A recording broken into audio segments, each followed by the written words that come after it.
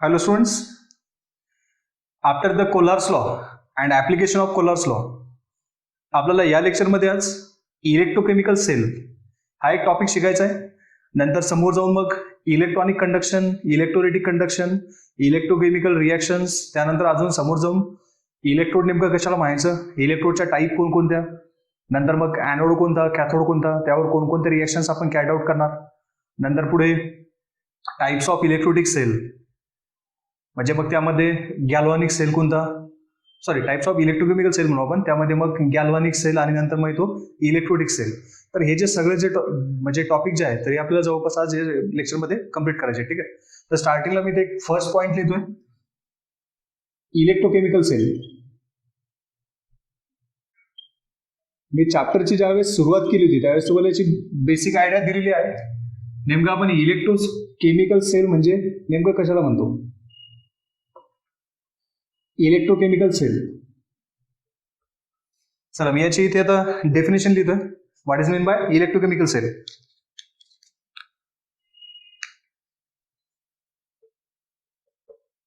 It is the device used for the study of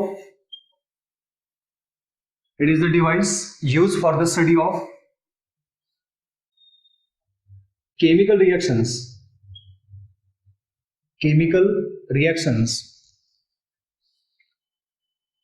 electrically, known as electrochemical cell.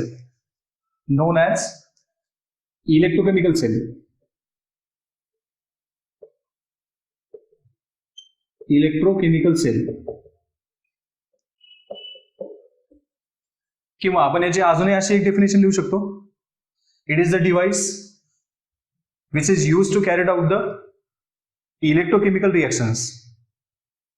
काय सांगतोय मी? It is the device which is used to the carried out of number of electrochemical reactions are known as electrochemical cell. मग आता हा जो device आहे हा नेमका बनतो कसा? इट इज द डिव्हाइस, ही डेफिनेशन तुम्ही लिहू शकता. It is the device use for the study of chemical reactions electrically, known as electrochemical cell. So that electrolytic cell, electrochemical cell, not electrolytic. So that electrochemical cell made up from two components.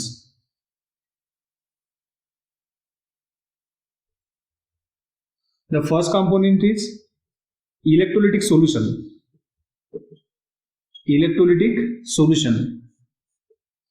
And the second component is electrodes.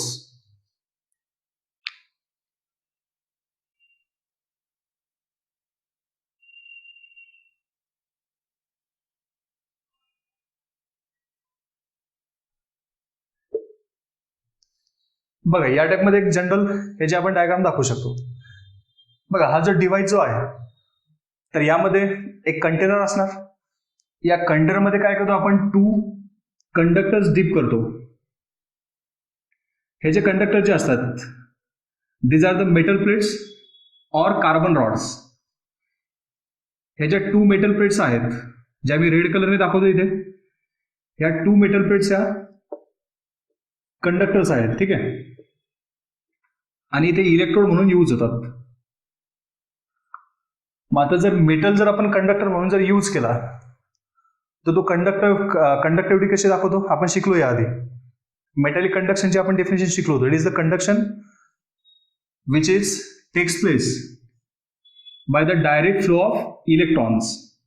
त्यालाच काय म्हणायचं आपण, metallic conduction किंवा electronic conduction. ठीक आहे ना. आणि नंतर मग हे जे मेटल प्लेट जे आहेत ह्या काय करतो आपण, एखाद्या इलेक्ट्रोलिटिक सोल्युशन मध्ये डीप करतो. नंतर मग हे जे टू इलेक्ट्रोड्स असतात हे काय करायचे, एक्सटर्नल सर्किटने असे एखाद्या बॅटरीला कनेक्ट करायचे. ठीक आहे, अशी एक असेंब्ली इलेक्ट्रोकेमिकल सेलची असणार. ज्या रिॲक्शनचा आपल्याला स्टडी करायचा आहे किंवा ज्या काय केमिकल चेंजेस आपल्याला म्हणजे कॅरी आउट करायचे आहेत तर ते सोल्युशन आपण या कंटेनरमध्ये घेणार. सपोज हे सोल्युशन आपण यामध्ये घेतलं. ठीक आहे, हे कोणतं तर मग इलेक्ट्रोलिटिक सोल्युशन. आणि त्यामध्ये काय केलं आपण, टू इलेक्ट्रोड असे व्हर्टिकली डीप केलेत. मग हे जे टू इलेक्ट्रोड जे असतील तर यांच्यावर मग आता त्या रिॲक्शन्स कॅरी आउट होणार. ठीक आहे, हे जे इलेक्ट्रोड जे आहेत तर ह्या एकतर मेटल प्लेट असू शकतात किंवा त्यानंतर कार्बनचे रॉड म्हणजे आपण त्याला ग्राफाईट इलेक्ट्रोड म्हणतो ते सुद्धा तिथे असू शकतात. तर बघा यामध्ये हा जो इलेक्ट्रोकेमिकल सेल आहे यामध्ये 2 टाईपचे कंपाऊंड्स आहेत. एक टाईपचा जो कंपाऊंड आहे तो काय करणार तर इलेक्ट्रॉनिक कंडक्शन दाखवणार आणि दुसरा जो कंपाऊंड आहे तो काय करणार इलेक्ट्रोलिटिक कंडक्शन दाखवणार. त्यालाच आपण आयोनिक कंडक्शन सुद्धा म्हणू शकतो. बघा मी 2 टाईपचे कंपाऊंड सांगतोय. यामध्ये फर्स्ट कंपाऊंड असा असणार की जो काय करेल इलेक्ट्रॉनिक कंडक्शन शो करणार, इलेक्ट्रॉनिक कंडक्शन किंवा यालाच काय म्हणू शकतो आपण मेटॅलिक कंडक्शन, मेटॅलिक कंडक्शन. आणि जो दुसरा कंपाऊंड असणार हा इलेक्ट्रोलिटिक कंडक्शन शो करणार, इलेक्ट्रोलिटिक कंडक्शन. यालाच आपण आयोनिक कंडक्शन सुद्धा म्हणू शकतो, आयोनिक कंडक्शन. याआधी आपण इलेक्ट्रॉनिक कंडक्टर आणि इलेक्ट्रोलिटिक कंडक्टर यांच्या डेफिनेशन आपण शिकलेलो आहोत.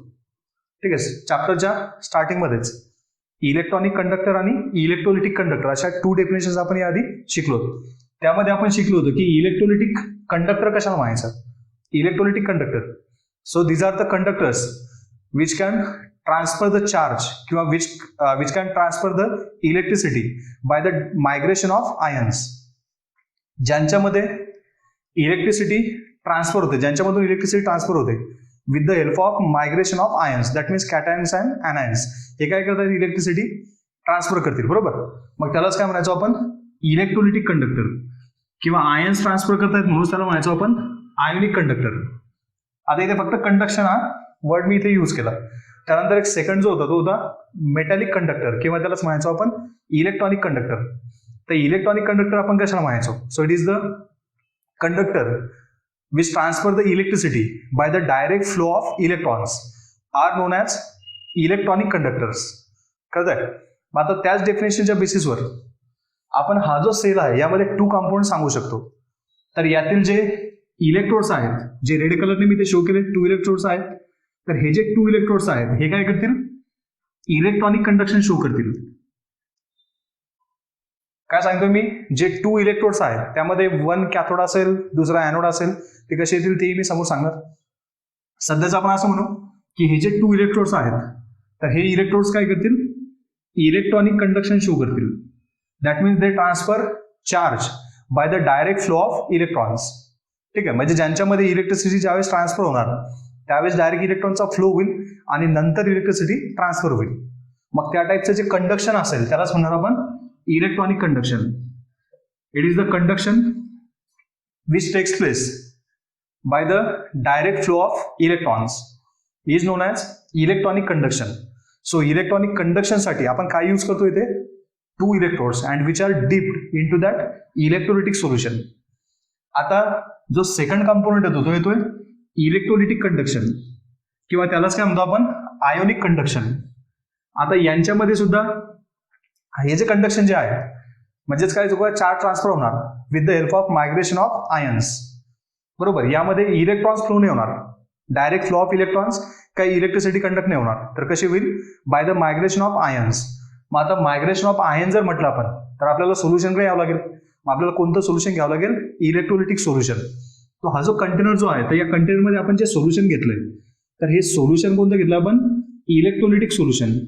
सो हे इलेक्ट्रोलिटिक सोल्युशन हे कोणत्या टाईपचं कंडक्शन शो करणार इलेक्ट्रोलिटिक कंडक्शन, त्यालाच काय म्हणणार आपण ionic conduction.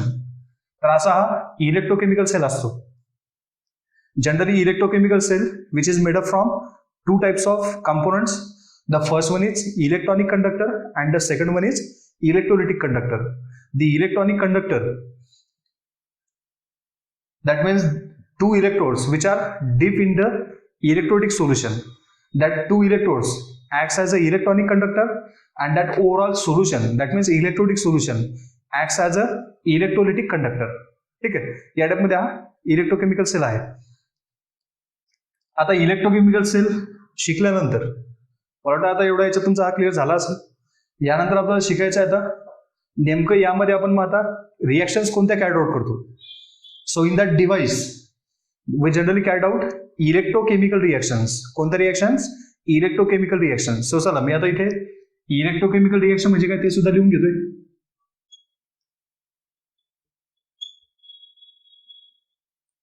Electrochemical reactions.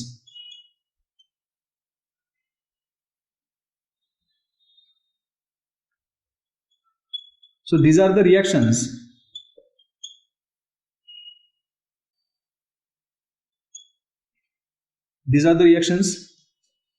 in which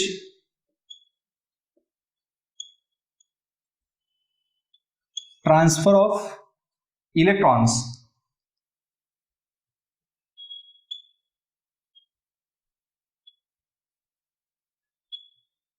takes place from one chemical species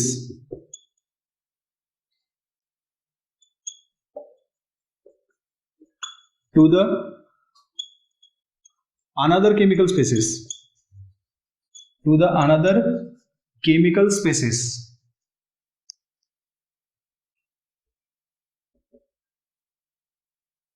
is known as, are known as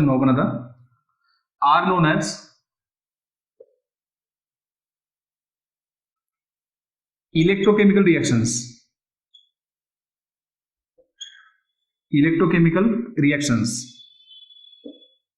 ठीक आहे.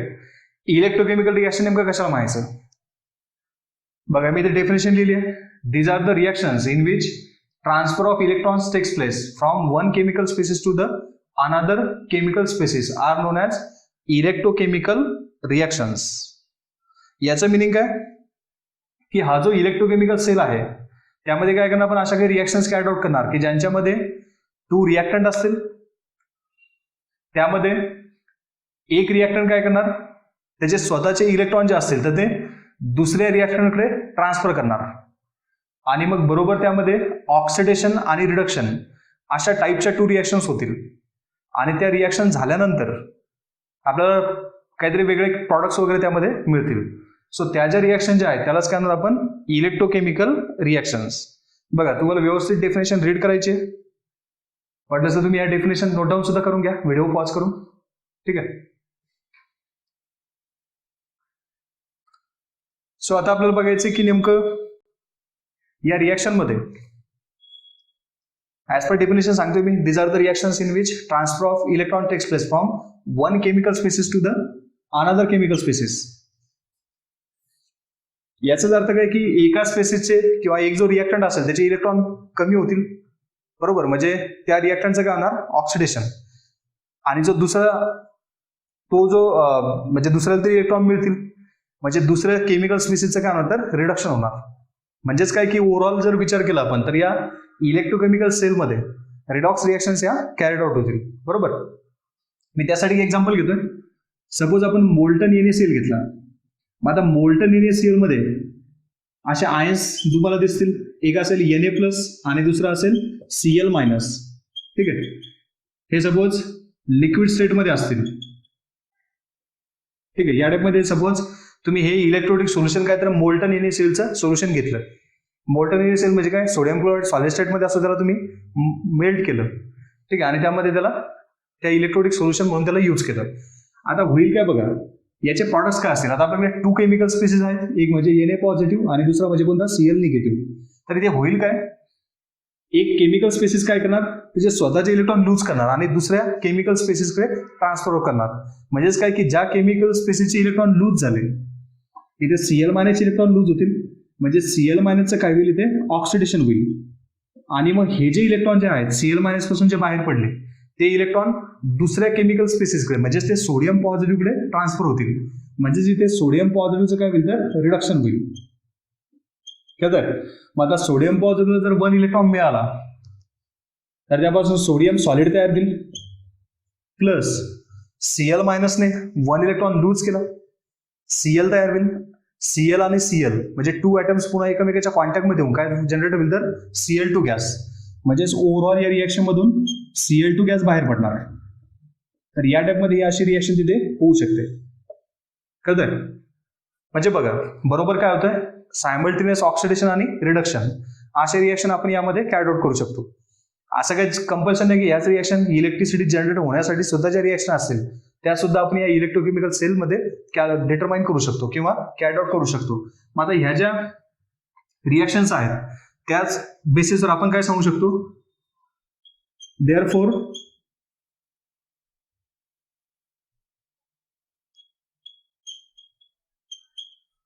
during these reactions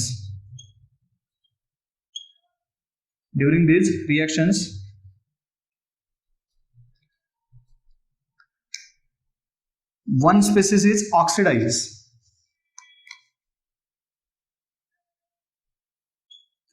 किंवा केमिकल स्पेसिस म्हटलं तरी चालेल. One chemical species is oxidise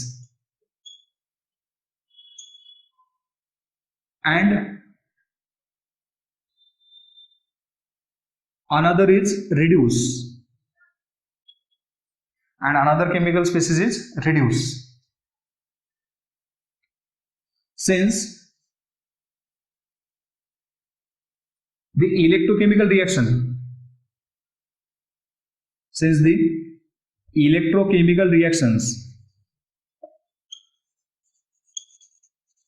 are also known as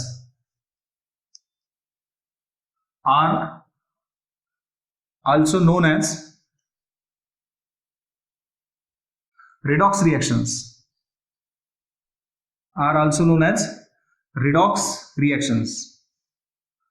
म्हणजे आपण आता directly असंही सांगू शकतो की या ज्या इलेक्ट्रोकेमिकल रिएक्शन्स आहेत तर या कोणत्या रिएक्शन आहेत, रिडॉक्स रिएक्शन, की ज्या आपण या कंटेनरमध्ये कॅरी आउट करणार. बरोबर एका केमिकल स्पेसिसचं ऑक्सिडेशन होईल because of loss of electron आणि सायमल्टेनियसली दुसऱ्या केमिकल स्पेसिसचं काय होईल तर रिडक्शन होईल because of gain of electron. म्हणजे बरोबर असे केमिकल चेंजेस त्यामध्ये होत राहतील. केमिकल चेंजेस कोणाचे होतील, फक्त इलेक्ट्रोलिक सोल्युशनचे. हे जे इलेक्ट्रॉनिक कंडक्टर्स असतील हे त्यामध्ये ॲज इट इज राहतील, त्यांच्यामध्ये काही केमिकल चेंजेस येणार नाहीत. कारण आपण शिकलोय इलेक्ट्रॉनिक कंडक्टर्समध्ये direct flow of electron through electricity conduct होते. त्यांच्यामध्ये काही इलेक्ट्रॉनचा म्हणजे फ्लो कंटिन्यू असल्यामुळे त्यांच्यामध्ये मात्र काही केमिकल चेंजेस वगैरे होत नाही. केमिकल चेंजेस होतात कोणामध्ये तर इलेक्ट्रोलिक सोल्युशनमध्ये. म्हणजेच काय इलेक्ट्रॉनिक कंडक्शन इलेक्ट्रोलिटिक कंडक्शन ज्यावेळेस होईल त्यावेळेस मायग्रेशन ऑफ आयन्स होईल आणि मग त्यामध्ये केमिकल चेंजेस ऑकर्स होतील. मग या टाईपमध्ये हे फिनॉमिनॉन आहे. ठीक आहे, तर परत तुम्हाला हे सगळं नोट डाऊन करायचंय. मी थोडं साईडला जातोय.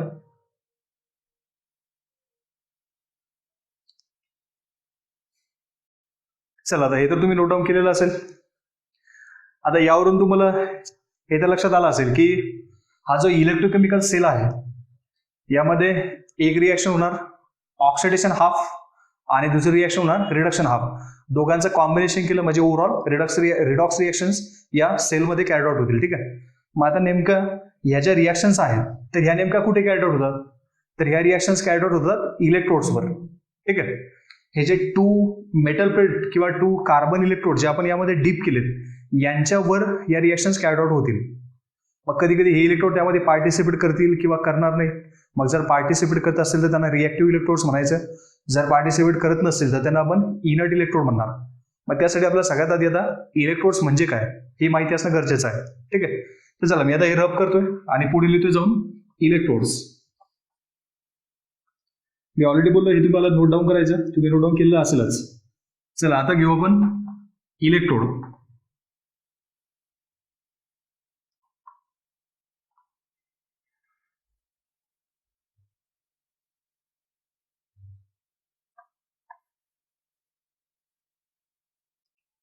चला मी इथे लिहितोय इलेक्ट्रोड म्हणजे काय.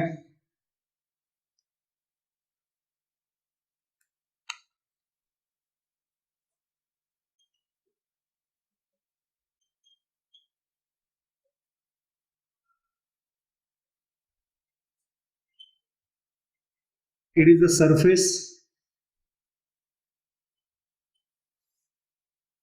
at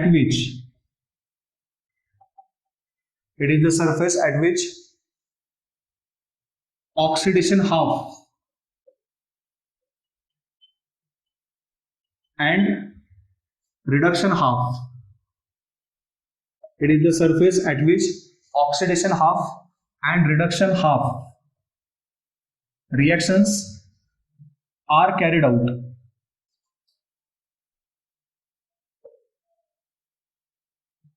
Known as electrode, non as electrode. मग आता असं काही कंपल्शन नाही की एकाच इलेक्ट्रोड दोन्ही रिएक्शन होतील, बरोबर. प्रत्येक जे काही 2 इलेक्ट्रोड्स आहेत तर इंडिव्हिज्युअल त्यांच्यावर एक एक रिएक्शन कॅरी आउट होणार. आपण काय लिहिलं, it is the surface at which oxidation half. मग ही जी ऑक्सिडेशन हाफ रिएक्शन आहे ती एका इलेक्ट्रोडवर कॅरी आउट होईल आणि सायमल्टेनियसली मग दुसरी जी रिएक्शन असेल कोणती तर रिडक्शन हाफ, तर ही रिएक्शन त्या सेकंड इलेक्ट्रोडवर कॅरी आउट होईल. It is the surface at which oxidation half and reduction half reactions are carried out, known as electrode. That electrodes, समोर लिहितो मी, that electrodes, that means that 2 electrodes may or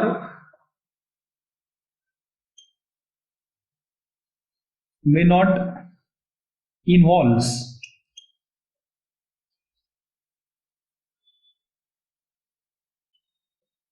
in chemical reaction, in chemical reaction.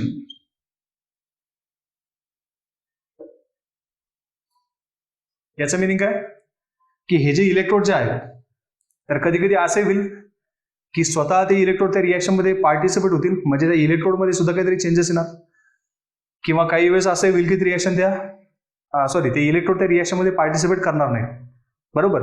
मग या बेसिसवर काय होईल तर इलेक्ट्रोडच्या 2 type पडतील, एक म्हणजे रिॲक्टिव्ह इलेक्ट्रोड आणि दुसरा म्हणजे कोणता तर इनर्ट इलेक्ट्रोड. मी इथे लिहितो आता, those electrodes are involved, those electrodes are involved in chemical reaction, that means redox reaction, in chemical reaction are known as reactive electrode, are known as reactive electrode.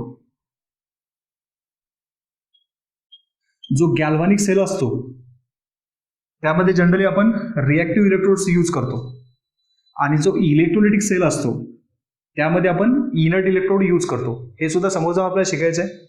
सध्याचा आपण हे लक्षात ठेवू, those electrodes are involve in a chemical reactions are known as reactive electrodes, but those electrodes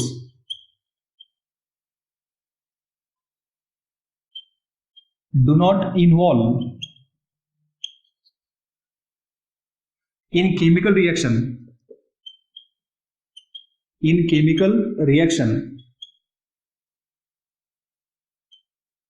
are known as inert electrode, are known as inert electrode. जो काही electrolytic sale असतो, ठीक आहे ना, जो काही इलेक्ट्रोलिटिक सेल असतो त्यामध्ये काय करतो आपण जनरली इनर्ट इलेक्ट्रोड हे यूज करतो, की यांच्यामध्ये त्या रिॲक्शन्स होताना इलेक्ट्रोडमध्ये कोणताच केमिकल चेंज येत नाही. पण जर आपण गॅल्व्हॅनिक किंवा त्याला जर आपण व्होल्टॅक सेल म्हणतो ते ज्यावेळेस आपण यूज करणार तर त्यावेळेस काय होईल, मात्र आपण रिॲक्टिव्ह इलेक्ट्रोड्स तिथे मोस्ट ऑफ द केसेसमध्ये आपण यूज करतो. हा त्यांच्यामध्ये डिफरन्स आहे. बघा, सगळ्यात पहिले इलेक्ट्रोड कशा म्हणायचं, so it is the surface. हे जे इलेक्ट्रोड जे आहे यांना काय स्वतःचा एक सरफेस एरिया असणार, तर या सरफेस एरियावर काय होईल, रिॲक्शन्स कॅरी आउट होतील. मग कोणते रिॲक्शन्स असतील, एक असेल ऑक्सिडेशन हाफ, दुसरी असेल कोणती रिडक्शन हाफ. मग सपोज हा जो इलेक्ट्रोड आहे याला जर आपण ॲनोड जर म्हटलं तर ॲनोडवर कधीही oxidation half reaction carry out होईल, ठीक आहे. जर ॲनोड असेल तर ॲनोडवर कधीही oxidation half reaction carry out होईल. आणि जो कॅथोड आहे तर याच्या सरफेसवर कधीही एक जर ॲनोड असेल तर दुसरा कॅथोड असणार. मग जो कॅथोड आहे त्याच्या सरफेसवर कधीही reduction half reaction carry out होईल. अशा बरोबर यांच्या टाईप पडतील. जे इलेक्ट्रोड्स रिॲक्शन मध्ये पार्टिसिपेट होतात त्यांना म्हणणार आपण कोणते, रिॲक्टिव्ह इलेक्ट्रोड्स. आणि जे इलेक्ट्रोड्स रिॲक्शन मध्ये पार्टिसिपेट करत नाहीत, इन्व्हॉल्व्ह होत नाहीत, त्यांना म्हणणार आपण इनर्ट इलेक्ट्रोड. कळतंय. मग आता यावरून तर तुम्हाला समजलं की एकाच इलेक्ट्रोडवर काही दोन्ही रिॲक्शन होत नाहीत, तर रिॲक्शन सुद्धा वेगवेगळ्या इलेक्ट्रोडवर होतात. मग त्यानुसार सुद्धा आपण इलेक्ट्रोड 2 टाईपचे आता सांगू शकतो. एक म्हणजे कोणता? ॲनोड. चला मी इथे लिहितोय, फर्स्ट वन इज ॲनोड आणि सेकंड वन कोणता तर कॅथोड. बघा, एक इलेक्ट्रोड कोणता असणार? कंपल्सरी ॲनोड असणार आणि सेकंड इलेक्ट्रोड कोणता असणार तर कॅथोड असणार. ठीक आहे, एक ॲनोड आणि दुसरा कॅथोड. चला, हे तुम्ही आता नोट डाऊन केलं असेल. मी आता ॲनोड म्हणजे काय तेही सांगतो. चला मी इथे लिहितोय ॲनोड म्हणजे नेमकं ॲनोड कशाला म्हणायचं?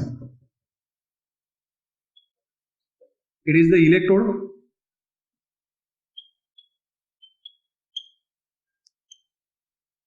on which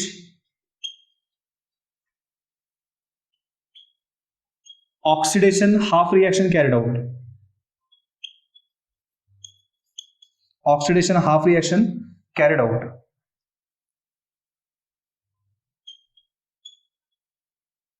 Known as anode. Known as anode. आणि त्याच्या एक्झॅक्टली ऑपोजिट मग कोणती रिएक्शन? Reduction half. मग जी कुठे कॅथोड होईल तर कॅथोडवर. चला मी इथे लिहून घेतोय कॅथोड. मग आता कॅथोड कशाला म्हणणार? So it is the electrode. It is the electrode on which reduction half reaction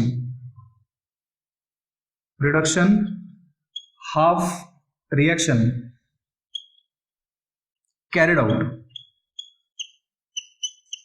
Reduction half reaction carried out.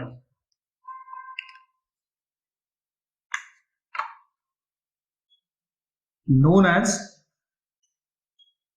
cathode. Known as cathode. बघा, एकदम सिंपल कन्सेप्ट आहे. ॲनोड कशाला म्हणायचं आणि कॅथोड कशाला म्हणायचं? सगळ्यात पहिले इलेक्ट्रोड कशाला म्हणायचं ते लक्षात घ्या. इलेक्ट्रोड म्हणजेच काय तर मग it is a surface at which oxidation half and reduction half reactions are carried out. म्हणजे असे 2 इलेक्ट्रॉनिक कंडक्टर जे आपण इथे घेतलेत तर त्यांच्यापैकी एक जो असेल तो ॲनोड म्हणून यूज होईल आणि दुसरा असेल त्यामध्ये कॅथोड. पण हे जे काय 2 इलेक्ट्रोड्स आपण यूज करतो त्यांनाच काय म्हणतो आपण? हे जे काय 2 सरफेस आपण यूज करतो त्यांनाच म्हणतो आपण इलेक्ट्रोड्स. मग हे जे इलेक्ट्रोड्स आहेत ते जर रिॲक्शनमध्ये पार्टिसिपेट करतात त्यांना म्हणायचं रिॲक्टिव्ह इलेक्ट्रोड्स. आणि जर रिॲक्शनमध्ये पार्टिसिपेट करत नसतील तर त्यांना म्हणायचं इनर्ट इलेक्ट्रोड्स. मी हेही ऑलरेडी बोललोय की जनरली आपण जे रिॲक्टिव्ह इलेक्ट्रोड्स असतात हे आपण कोणत्या सेलमध्ये? गॅल्व्हॅनिक सेल जो समोर जो आपल्याला शिकायचा आहे त्यामध्ये आपण त्याला यूज करतो. आणि जे इनर्ट इलेक्ट्रोड असतात हे आपल्याला इलेक्ट्रोलिटिक सेलमध्ये आपण त्यांना जनरली यूज करतो. मग परत एकाच इलेक्ट्रोडवर काय दोन्ही रिॲक्शन होत नाहीत. दोन्ही सरफेस वेगवेगळे आपण त्यासाठी यूज करतो. मग एका सरफेसवर कोणती रिॲक्शन होईल? Oxidation half. आणि जो दुसरा सरफेस आहे त्यावर कोणती रिॲक्शन होईल? Reduction half. मग ज्या सरफेसवर ऑक्सिडेशन हाफ रिॲक्शन आपण कॅरी आउट करणार त्या इलेक्ट्रोडला काय म्हणणार आपण? ॲनोड म्हणणार. आणि दुसरा जो सरफेस आहे ज्यावर आपण reduction half reaction carry out करणार त्यालाच काय म्हणणार आपण? कॅथोड म्हणणार. आता हे तुम्हाला वारंवार प्रत्येक म्हणजे पुढे जो चॅप्टर जो येणार त्यामध्ये वारंवार यूज करायचा आहे. तो तुम्हाला इथे मी कोडवर्ड बनवून देतो. तो कोड तुम्हाला लक्षात ठेवायचा आहे. ठीक आहे, EORC असा एक कोड आहे. हा जर कोड तुम्ही व्यवस्थित लक्षात जर ठेवला तर बरोबर आपल्याला हे जे काय कन्फ्युजन आहे की नेमकं ऑक्सिडेशन कुठे करायचं, रिडक्शन कुठे कोणत्या इलेक्ट्रोडवर करायचं, हे सगळं कन्फ्युजन तुमचं क्लिअर होईल. EORC हा एक शॉर्टकट लक्षात ठेवा. ए म्हणजेच काय? मग ॲनोड. त्यावर कोणती रिॲक्शन होणार? Oxidation half reaction. सी म्हणजेच काय? कॅथोड. आणि त्यावर कोणती रिॲक्शन कॅरी आउट होणार? Reduction half reaction. कळतंय? असा एक शॉर्टकट लक्षात ठेवा, तुमचं काम एकदम सोपं होईल. EORC. A for anode. ॲनोडवर कोणती रिॲक्शन? Oxidation half. आर म्हणजेच काय? Reduction half reaction. जी कोणावर कॅरी आउट होईल? कॅथोडवर. EORC हा शॉर्टकट लक्षात ठेवा. त्या डेफिनेशन वगैरे सगळे तुमचे एकदम क्लिअर होतील. ठीक आहे, आता हे जे ॲनोड आणि कॅथोड जे असतात तर यांच्यावर डिपेंड करेल की चार्जेस कोणते येतील.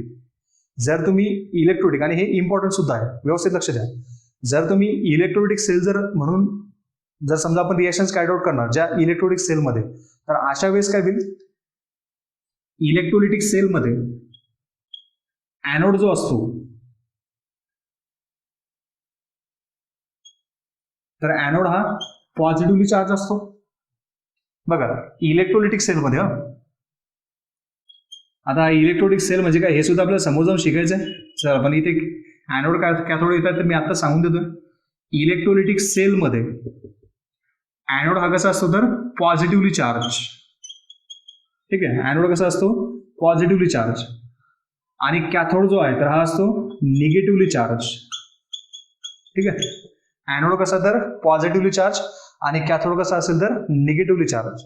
त्याच्या उलट, काळजीपूर्वक आहे का, त्याच्या उलट गॅल्व्हॅनिक सेल किंवा ज्याला आपण व्होल्टॅक सेल जो आपल्याला समजावून शिकायचा आहे त्यांच्यावर मात्र असे चार्जेस नसतात. त्यांच्यावर काय होईल तर ॲनोडवर निगेटिव्ह चार्ज असेल आणि कॅथोडवर पॉझिटिव्ह चार्ज असेल. असं अजिबात फिक्स नाही की इलेक्ट्रोडवर एकदम कंपल्सरी तेच चार्जेस असतात. जर तुम्ही सेल जर बदलला, जर डिव्हाइस जर आपण बदलला तर चार्जेस सुद्धा बदलतात. इलेक्ट्रोलिटिक सेलमध्ये ॲनोडवर पॉझिटिव्ह चार्ज असतो, त्याच्याकडे ॲनायन अट्रॅक्ट होतील, आणि कॅथोडवर निगेटिव्ह चार्ज असतो की बरोबर त्याकडे कॅटायन अट्रॅक्ट होतील. कळतंय? कुणासाठी? इलेक्ट्रोलिटिक सेलसाठी असे चार्जेस तुम्हाला द्यावे लागतील.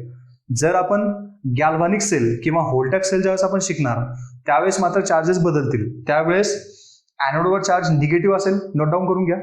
गॅल्व्हॅनिक सेलमध्ये ॲनोडवर चार्ज कोणता असेल? निगेटिव्ह. चला, मला इथे जागा आहे, मी इथे लिहितोय. व्होल्टॅक सेलमध्ये चार्जेस कसे असतील? व्होल्टॅक किंवा तुम्ही त्याला गॅल्व्हॅनिक सेल सुद्धा म्हणू शकता. अल्सॅन्ड्रो व्होल्टा, त्यावरून त्याला नेम दिलंय व्होल्टॅक सेल, किंवा लुईगी गॅल्व्हानी हा जो सायंटिस्ट जो होता त्यावरून त्याला नेम दिलंय गॅल्व्हॅनिक सेल. दोन्ही एकच आहेत.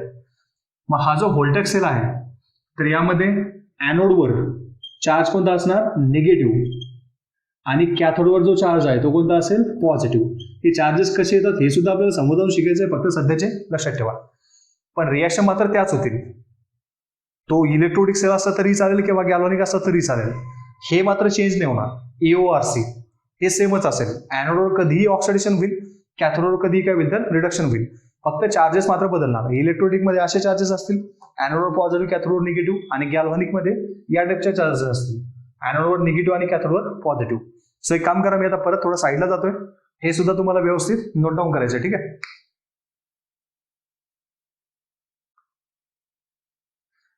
सो चला, तुम्ही आता नोट डाऊन केलं असेल. आता समोर जाऊन शिकायचं आपल्याला टाइप्स ऑफ इलेक्ट्रोकेमिकल सेल. हे जे मी सांगितलं आता की इलेक्ट्रोलिटिक सेल आणि गॅल्व्हॅनिक सेल, तर ह्या त्याच्या टाईप कशा पडतात हे आपल्याला आता समोर जाऊन शिकायचं आहे. चला, मी आता हे सगळं रब करतोय. एकदा ज्यांना काही कन्फ्युजन असेल त्यांनी परत एकदा इथपर्यंत लेक्चर कंटिन्यू करा, म्हणजे ती रिपीट करा. व्यवस्थित तुमचे सगळे टॉपिक इथे क्लिअर होतील. आणि यापेक्षा टफ तर यामध्ये काहीच नाही, एकदम सोपा आहे. फक्त व्यवस्थित तुम्हाला एकदा ते नोट डाऊन करायचं आहे आणि मग त्याला एकदा रीड करायचं आहे. बरोबर तुम्हाला इथपर्यंत हा सगळा टॉपिक एकदम क्लिअर होईल.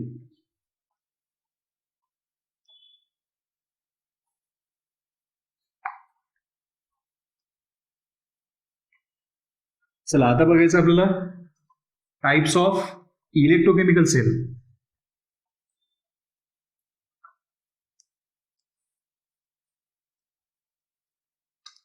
चला, मी याच्या वरतीच लिहितो इथे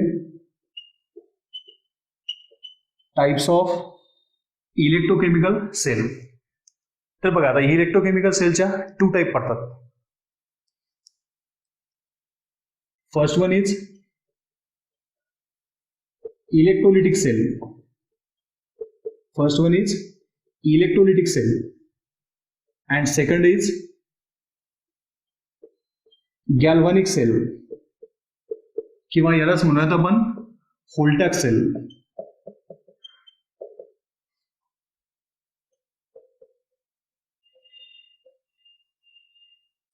ठीक आहे. अशा 2 टाईप त्याच्या आहेत. एक म्हणजे इलेक्ट्रोलिटिक सेल आणि दुसरा म्हणजे कोणता तर गॅल्व्हॅनिक सेल. ठीक आहे. आता याच्या आपण परत डेफिनेशन बघू आणि नंतर पुन्हा मी इथं डिटेलमध्ये समजावून सांगतो. तर सगळ्यात स्टार्टिंगला लिहितो मी इथं electrolytic cell. Electrolytic sale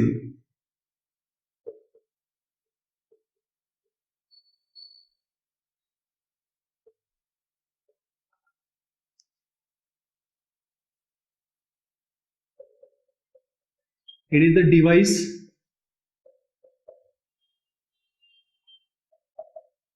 in which non-spontaneous, हा वर्ड इम्पॉर्टंट आहे, non-spontaneous It is the device in which non-spontaneous reaction carried out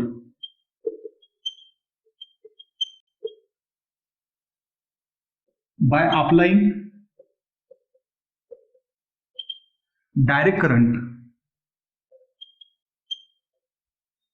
by applying direct electrical motion, by applying direct electrical current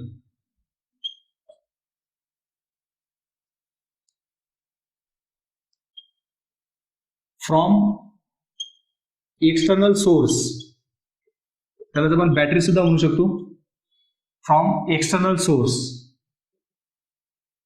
into the solution. Since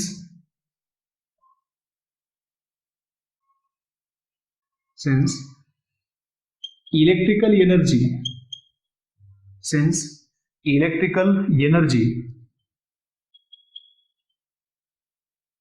converted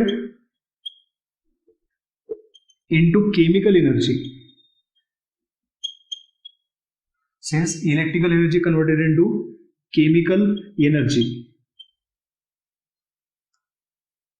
known as electrolytic cell, known as electrolytic cell, known as electrolytic cell. बघा ही त्याची definition काय लिहिलं आपण, it is a device in which non spontaneous reactions. Non spontaneous reaction म्हणजे काय, तर अशा reaction की ज्या ॲटोमॅटिकली कधीच होणार नाही. ठीक आहे, त्या रिएक्शन कॅर्ड आउट करताना आपल्याला काहीतरी एनर्जी अप्लाय करावी लागेल. मग ती एनर्जी आपण अप्लाय करतो ती कशाच्या फॉर्ममध्ये, तर इलेक्ट्रिसिटीच्या फॉर्ममध्ये. ठीक आहे, म्हणजे those reactions which are carried out by its own. आपल्याला फक्त रिएक्शन सुरुवात करून देण्याची गरज आहे, त्या रिएक्शन ॲटोमॅटिकली कॅर्ड आउट होतात, त्यांना म्हणायचं स्पॉन्टेनियस रिएक्शन. कळतंय, अशा काही रिएक्शन की ज्या ॲटोमॅटिकली कॅर्ड आउट होतील त्यांना म्हणणार आपण स्पॉन्टेनियस रिएक्शन. बट काही रिएक्शन असेही असतील की ज्या ॲटोमॅटिकली कधीच कॅर्ड आउट होणार नाही. आपल्याला वारंवार काय करावं लागेल, तर टेम्परेचर मेंटेन ठेवावं लागेल कधी कधी, त्यानंतर कधी कधी कोल्ड कंडिशन मेंटेन ठेवावं लागेल. ठीक आहे, किंवा प्रेशर वगैरे मेंटेन ठेवावं लागेल. आता इथे आपल्याला मेंटेनिंगसाठी आपण काय करतो, इलेक्ट्रिसिटी अप्लाय करतो. ठीक आहे, मग अशा काही रिएक्शन की ज्या ॲटोमॅटिकली कधी होणार नाही तर त्यांना कोणत्या म्हणतो आपण, नॉन स्पॉन्टेनियस रिएक्शन. एक सिम्पल एक्झाम्पल सांगतो. सपोज आपण एकदम हाईट वरून जर वाटर जर खाली जर म्हणजे वाटर जर सोडलं तर काय होईल, ते एकदम खाली बरोबर वाहतील. बरोबर, म्हणजे वाटरचा फ्लो कसा असतो, हाय पासून लो असतो. ही कोणती प्रोसेस झाली, स्पॉन्टेनियस. तुम्हाला फक्त वाटर टाकायचं आहे, ॲटोमॅटिकली ते खाली येत राहणार. कोणती प्रोसेस झाली, स्पॉन्टेनियस झाली. पण आता जर तुम्हाला त्याच्या उलट करायचं आहे, तुम्हाला काय करायचं आहे, ते वाटर लो एंड पासून तर हाय एंडकडे तुम्हाला घेऊन जायचं आहे. काय करावं लागेल, सपोज ग्राउंड फ्लोअर पासून तुम्हाला सगळ्यात वरच्या फ्लोअरपर्यंत वाटर न्यायचं आहे. काय करावं लागेल, आपल्याला मोटर वगैरे जोडावं लागेल. बरोबर ना, वाटर तर काय ॲटोमॅटिकली असं वरती जाणार नाही. म्हणजेच काय, ती प्रोसेस कोणती झाली, नॉन स्पॉन्टेनियस झाली. सिम्पल एकदम. अशा काही प्रोसेस की ज्या एकदम इझिली कॅर्ड आउट होतात त्यांना म्हणायचं स्पॉन्टेनियस प्रोसेस किंवा स्पॉन्टेनियस रिएक्शन. आणि अशा काही प्रोसेस की ज्या इझिली कॅर्ड आउट होणार नाहीत, मग त्या कॅर्ड आउट करण्यासाठी आपल्याला काहीतरी एक्सटर्नल इन्फ्लुअन्स तिथे आणावं लागेल, म्हणजे एक्सटर्नल पोटेन्शियल तिथे अप्लाय करावं लागेल. मग त्यांनाच काय म्हणणार आपण, नॉन स्पॉन्टेनियस रिएक्शन. सो हा जो इलेक्ट्रोलिक सेल आहे यामध्ये आपण रिएक्शन्स कॅर्ड आउट करणार, रेडॉक्स रिएक्शन, इतर सगळ्यांना समजलं. मग त्या रिएक्शन्स कॅर्ड आउट करताना आपल्याला काय करावं लागेल, इलेक्ट्रिकल करंट तिथे पास करावं लागेल त्या सोल्युशनमध्ये, कारण सोल्युशनच्याच रिएक्शन होणार. तर जे काही इलेक्ट्रिक करंट आपण काय करणार, एक एक्सटर्नल सोर्स असेल आपल्याकडे आणि त्या सोर्समधून काय करणार आपण, सोल्युशनमध्ये इलेक्ट्रिक करंट पास करणार. मग तो जो इलेक्ट्रिक करंट असतो हा कसा असतो, डायरेक्ट करंट. मग डायरेक्ट करंट म्हणजे काय, आपल्याला बॅटरी कनेक्ट करावं लागेल. अल्टरनेट करंट आपण इथे वापरत नाही, हे सुद्धा तुम्हाला लक्षात ठेवायचं. ठीक आहे ना, इलेक्ट्रोलिक सेल जो असतो यामध्ये कधी आपण डीसी व्होल्टेज म्हणतो आपण त्याला, म्हणजे डायरेक्ट करंट आपण तिथे पास करणार, तिथे अल्टरनेट करंट कधी आपण घेत नाही. बघा डेफिनेशन आहे, it is the device in which non spontaneous reaction carried out by applying direct electrical current from external source. म्हणजे काय घेतलं असेल, तिथे एक बॅटरी घेतली असेल सोर्स म्हणून, आणि त्यातून ती इलेक्ट्रिसिटी ट्रान्सफर होणार into the solution. Since त्यामुळे होईल काय, electrical energy converted into chemical energy. म्हणजे आपण ज्यावेळेस इलेक्ट्रिसिटी अप्लाय करणार तर ती इलेक्ट्रिसिटी म्हणजेच एनर्जी झाली, तर ती एनर्जी घेऊन मग रिएक्शन पुढे फॉरवर्ड होतील आणि प्रॉडक्टमध्ये कन्व्हर्जन होईल. म्हणजेच काय केलं आपण, इलेक्ट्रिकल एनर्जीचं कन्व्हर्जन कशामध्ये केलं, केमिकल एनर्जीमध्ये. सो हा टाईपचा जो सेल जो आहे तर त्यालाच काय म्हणणार आपण इलेक्ट्रोलिटिक सेल. चला डेफिनेशन तुम्हाला नोट डाऊन करायची. मग मी तुम्हाला हा जो इलेक्ट्रोलिटिक सेल आहे यांचे परत मग वेगवेगळे एक्झाम्पल सुद्धा सांगतो, नेमका याला आपण यूज कुठे करणार. ठीक आहे.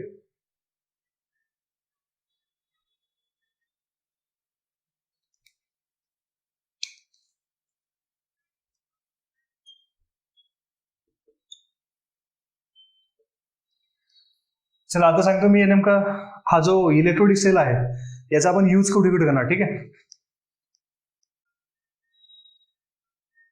एकदा प्युरिफिकेशन ऑफ मेटल्स मध्ये, प्युरिफिकेशन ऑफ मेटल्स, इथे आपण हा इलेक्ट्रोलिटिक सेल यूज करतो. सेकंड इलेक्ट्रोलिसिस प्रोसेस मध्ये, म्हणजे सपोज आपल्याला मोल्टन सोडियम क्लोराईड दिलेला आहे, त्यातून सोडियम मेटल एक्स्ट्रॅक्ट करायचं आपल्याला, प्रिपेअर करायचं आहे, त्यासाठी मॅग्नेशियम क्लोराईड पासून जर आपल्याला MG प्रिपेअर करायचं आहे त्यासाठी अशा ठिकाणी आपण काय करतो, हा इलेक्ट्रोलिक सेल यूज करतो. त्यानंतर अजून इलेक्ट्रोप्लेटिंग, अजून ते तुम्ही इलेक्ट्रोप्लेटिंग, अजूनही बरेचसे युजेस आहेत. ठीक आहे. पण हे तुम्ही सध्याचे लक्षात ठेवू शकता. प्युरिफिकेशन ऑफ मेटल्स, त्यानंतर इलेक्ट्रोलिसिस, इलेक्ट्रोप्लेटिंग, या सगळ्या टेक्निकमध्ये आपण काय करतो, इलेक्ट्रोलिटिक सेल यूज करतो. आता जो सेकंड आहे तो कोणता, तर गॅल्व्हॅनिक सेल. याचे एक्झॅक्टली ऑपोजिट रिएक्शन त्यामध्ये कॅरी आउट होतील गॅल्व्हॅनिक सेलमध्ये. चला मी आता यामध्ये थोडे चेंजेस करून गॅल्व्हॅनिक सेलची डेफिनेशन तयार करतो. Second galvanic sale,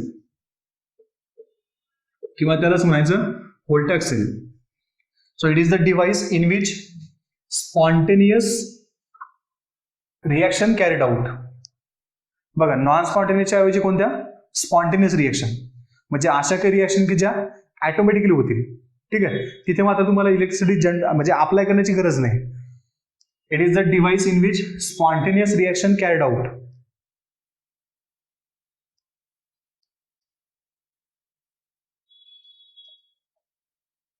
to produce electricity.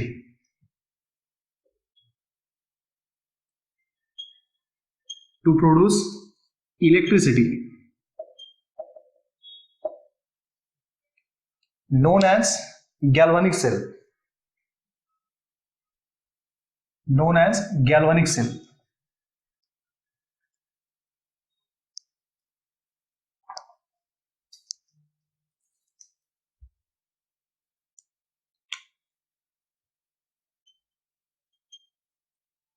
Known as galvanic cell.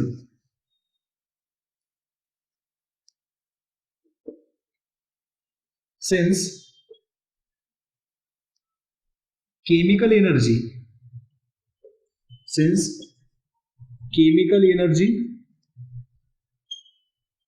converted into electrical energy, chemical energy converted into electrical energy. म्हणजे बघा, हा जो गॅल्व्हॅनिक सेल आहे किंवा व्होल्टॅक सेल आहे, यामध्ये काय करायचं आपल्याला, त्या डिव्हाइसमध्ये रिएक्शन्स कॅरी आउट करायचे आहेत. आता ह्या रिएक्शन मात्र ऑटोमॅटिकली होतील, स्पॉन्टेनियस आहे. मग स्पॉन्टेनियस जर होत असेल तर स्पॉन्टेनियस रिएक्शन मध्ये म्हणजे एनर्जी जनरेट होते. मग ती जी एनर्जी आहे तर त्यालाच कशासाठी आपण इलेक्ट्रिसिटी प्रोड्यूस करण्यासाठी यूज करतो. ठीक आहे. म्हणून आपण काय लिहिले इथे, it is the device in which spontaneous reactions are carried out to produce electricity, known as galvanic cell, since chemical energy converted into electrical energy. या टाइपने हा गॅल्व्हॅनिक सेल आहे. मग याचे आपण एक्झाम्पल सांगू शकतो. फॉर एक्झाम्पल ड्राय सेल, नंतर एक फ्युएल सेल, हे सगळे सेल आपल्याला समोर जाऊन शिकायचे. त्यानंतर लेड स्टोरेज बॅटरी, जे आपण इन्व्हर्टर जे म्हणतो, इन्व्हर्टरची जी बॅटरी जी आहे तर ती लेड स्टोरेज. ठीक आहे. नंतर एक nickel cadmium cell, nickel cadmium cell, की ज्यांच्यामध्ये काय होतात की आपले जे मोबाईलची बॅटरी बघा त्यामध्ये लिथियम आयन्स असतात, बरोबर. मग हे ज्या अशा इन्व्हर्टरची बॅटरी किंवा आपले जे रिस्ट वॉच असतात त्यांच्यामधील बॅटरी किंवा आपले जे काय इलेक्ट्रिकल डिव्हाइस आहे ज्यांच्यामध्ये आपण जिथे बॅटरी यूज करतो, तर ते सगळे सेल जे आहेत ते काय म्हणून ऑपरेट होतात, तर गॅल्व्हॅनिक सेल, ज्यांच्यामध्ये केमिकल एनर्जीचं कन्व्हर्जन कशामध्ये होईल, इलेक्ट्रिकल एनर्जीमध्ये. ठीक आहे, असे 2 टाईपचे हे सेल आहेत. तर यामध्ये आपल्याला स्टार्टिंगला आता इलेक्ट्रोलिटिक सेल पूर्ण कंप्लीट करायचं आहे, ज्यामध्ये आपल्याला इलेक्ट्रोलिसिस रिएक्शन शिकायचं आहे, ज्यामध्ये आपल्याला electrolysis of molten sodium chloride, then electrolysis of aqueous sodium chloride, electrolysis of dilute H2SO4, electrolysis of concentrated H2SO4 म्हणजे 30% H2SO4, त्यांच्यापासून मिळणारे आपल्याला प्रॉडक्ट्स वगैरे कोणकोणते मिळतात, हा सगळा स्टडी आपल्याला इलेक्ट्रोलिक सेलच्या अंडर करायचा आहे. नंतर मग समोर जाऊन आपल्याला क्वांटिटेटिव्ह आस्पेक्ट बघायचे, त्याचे की नेमकं किती इलेक्ट्रिसिटी पास केली म्हणजे आपल्याला किती प्रॉडक्ट्स मिळणार. तर हे जे शिकायचे that means Faraday's first law आणि फॅरेडेज सेकंड लॉ, हे आपल्याला पुढच्या लेक्चरमध्ये शिकायचं आहे. नंतर समोर जाऊन आपण त्या पुढच्याही लेक्चरमध्ये गॅल्व्हॅनिक सेलकडे जाणार. ठीक आहे, सो आजच्या लेक्चरमध्ये तुम्हाला आपण जे काही शिकलोय हे सगळे टॉपिक एकदम व्यवस्थित प्रिपेअर करायचे, म्हणजे नेक्स्ट लेक्चर तुमच्यासाठी एकदम सोपं होईल. सो प्रिपेअर करा, अभ्यास करा. आज मी इथेच थांबतोय. थँक्यू.